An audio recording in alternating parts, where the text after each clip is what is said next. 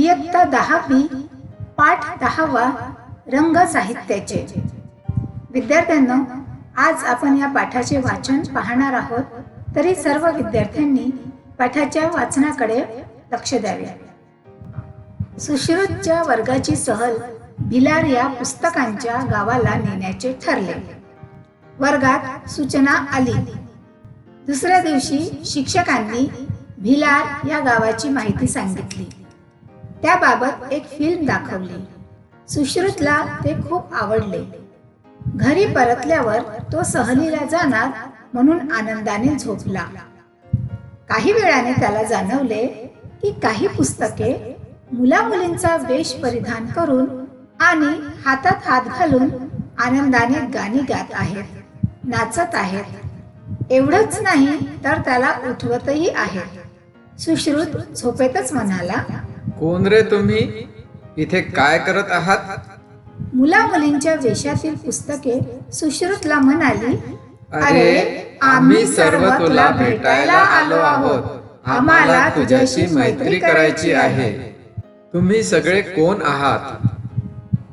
अरे, असं घाबरतोस काय? हे सगळे आपलेच मित्र आहेत. सगळ्यांशी चांगली मैत्री होईल तुझी. माझी ओळख तर तुला लहानपणापासूनच आहे. अरे, मी आहे कथा. गोष्ट हे माझंच दुसरं नाव. आपली ओळख कशी काय? आईच्या आजीच्या तोंडून इसापनीती, पंचतंत्र, अकबर बिरबल अशा गोष्टी ऐकत ऐकत तुम्हाला मला वाचायची सवय लागते ना.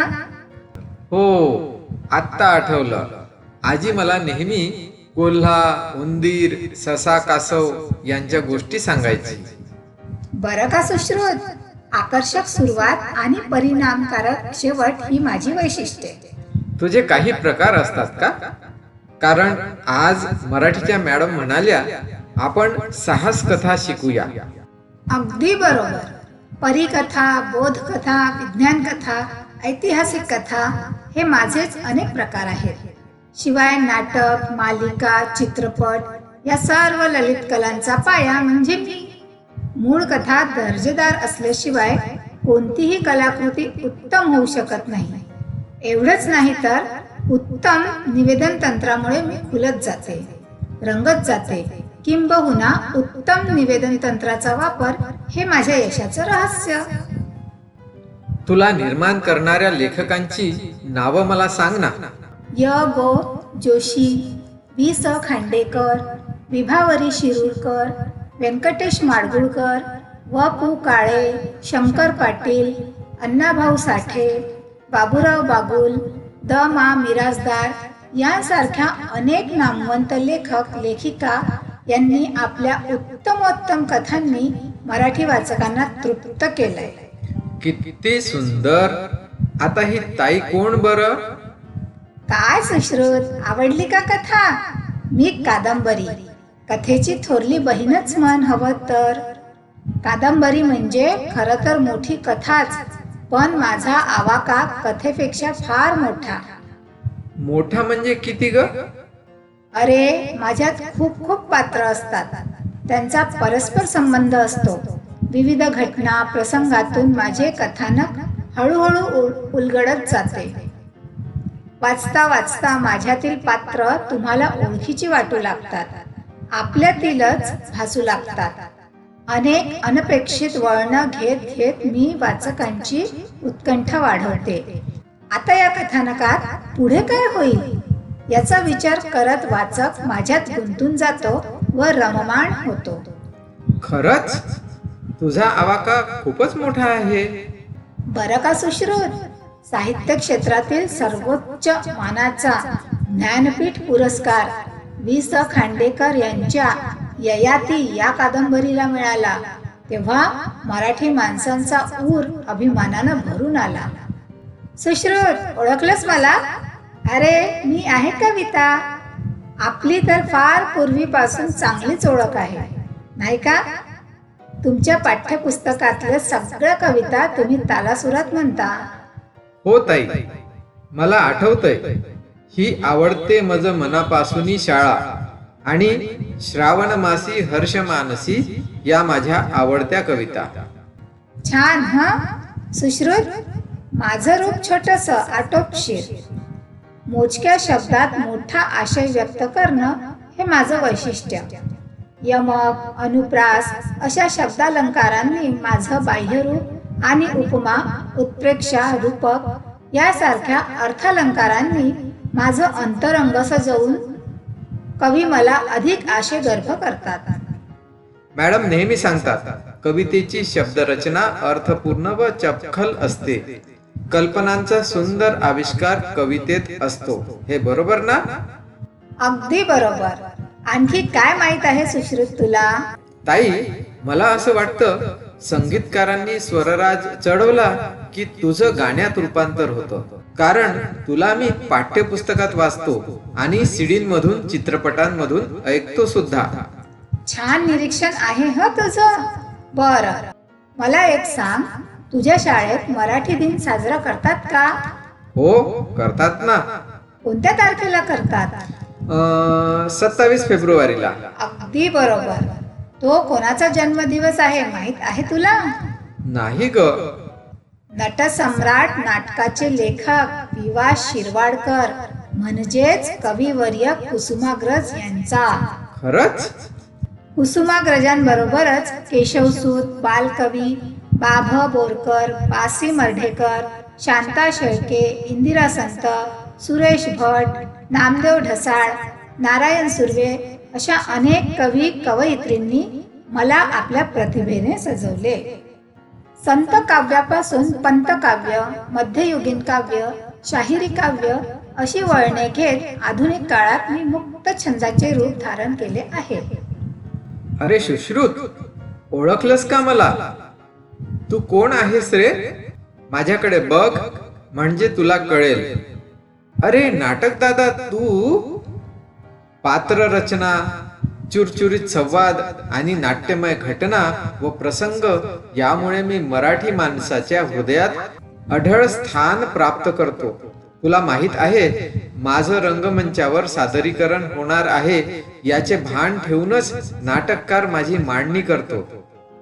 वाचनीय आणि प्रेक्षणीय व्हावं अशी त्याची अपेक्षा असते. मी कालच एक धमाल बालनाट्य बघितलं. त्याचं दिग्दर्शन उत्तम होतं असे बाबा म्हणाले. वा, छान. अरे, दिग्दर्शकासाठी मला दिग्दर्शित करणे हा आनंददायी अनुभव असतो. मराठी भाषेत गोविंद बल्लाळ देवल, श्रीपाद कोल्हटकर, राम गणेश गडकरी, पु ल देशपांडे, वसंत कानेटकर, मधुसूदन कालेलकर, प्र के अत्रे अशा दिग्गज लेखकांनी मला समर्थपणे हाताळलं. ए सुश्रुत, इकडे बघ. कोण बोलावतंय मला? अरे मी चरित्र. मी एखाद्या थोर व्यक्तिमत्वाच्या व्यक्तीचा लेखकावर प्रभाव पाडतो आणि त्यातून त्याच्या आयुष्याची गाथा लिहिण्याची प्रेरणा लेखकाला मिळते. त्यातूनच मी जन्माला येतो. मॅडम नेहमी म्हणतात की थोरांची चरित्र सामान्यांना प्रेरणा देतात म्हणून. अगदी बरोबर. कारण मी असतोच मुळी संघर्षमय, कर्तृत्ववान आणि संधीचे सुवर्ण संधीत रूपांतर करणारा. म्हणूनच सामान्य लोकांची मत माझ्या सहवासात बदलतात. बाबासाहेब पुरंदरे, धनंजय गाडगीळ, भा द खेर, रणजित देसाई अशा अनेक प्रसिद्ध लेखकांनी मला हाताळले. वा, सर्व ताई दादांनी मला किती माहिती दिली. आता हा कोणता दादा बरं? मी आत्मचरित्र, चरित्रांच्याच कुटुंबातील एक. चरित्र म्हणजे एखाद्या व्यक्तीच्या आयुष्याचं लेखकानं केलेलं वर्णन. तर मी म्हणजे व्यक्तीने स्वतःच्या जीवन प्रवासाचं तटस्थपणे केलेलं वर्णन. माझ्या आयुष्यात आलेल्या विविध टप्प्यांचे, वळणांचे, भल्या बुऱ्या अनुभवांचे कथन मी तटस्थपणे करतो. त्यातून मी साकारला जातो. स्वातंत्र्यवीर सावरकर, सुनीता देशपांडे, माधवी देसाई, डॉक्टर जयंत नारळीकर, डॉक्टर प्रकाश आमटे, मल्लिका अमर शेख, दया पवार, विश्राम बेडेकर, लक्ष्मण गायकवाड हे माझे गाजलेले लेखक. अरे, सर्वात शेवटी तो कोणता दादा उभा आहे? आणि तो माझ्याशी बोलणार नाही का? का नाही बोलणार? जरूर बोलेन. अरे मीच तुला घरी बसून दूरदूरच्या गावी देशी पोहोचवणार ना. म्हणजे? आणि ते कसं काय? माझं ते कार्यच आहे. एखाद्या ठिकाणी प्रवास करून आल्यानंतर प्रवासाची प्रेक्षणीय ठिकाणांची रोचक, मुद्देसूद आणि जशीच्या तशी माहिती वाचकांपर्यंत मी पोहोचवतो. ही माहिती रटाळ, कंटाळवाणी न होऊ देता रंजक पद्धतीनं मनोवेधक भाषेत मांडणं हे लेखकाचं कसब. लेखक त्या ठिकाणच्या माहितीबरोबरच स्वतःचे अनुभव, भावना, निसर्ग सौंदर्य, व्यक्तिविशेष यांचीही सुरेख मांडणी करतो. म्हणजे ना तिकीट, ना व्हिसा, ना बस, ना विमान, मी कुठेही जाऊ शकतो. सर्व ठिकाणांना भेट द्यायला तुझ्या माध्यमातून. अगदी बरोबर. आणि हेच माझं वैशिष्ट्य. म्हणूनच मला गंगाधर गाडगीळ, रा.भी. जोशी, पु. ल. देशपांडे, रमेश मंत्री, मीना प्रभू अशा मोठ्या लेखकांनी आपलंसं करून प्रसिद्ध केलं. किती छान आहात तुम्ही सगळेजण. तुमच्याशी मैत्री करायला खूप आवडेल मला. तुमच्यासारख्या निस्वार्थी मित्रांमुळे माझं मनोरंजनही होईल, ज्ञानही वाढेल आणि त्यामुळे माझे लेखनही सुधारेल. आणि सगळ्यात महत्त्वाचं म्हणजे आम्ही तुला कधीच सोडून जाणार नाही. साहित्याचे रंग विविध हे भुलविती साऱ्या रसिक जना. इंद्रधनु ते सप्तरंगी जसे सुशोभित करते गगना. धन्य आमुची माय मराठी, धन्य साहित्य संपदा. वाचू आनंदे लिहू नेमाने, वाङ्मय रसात न्हाऊ सदा.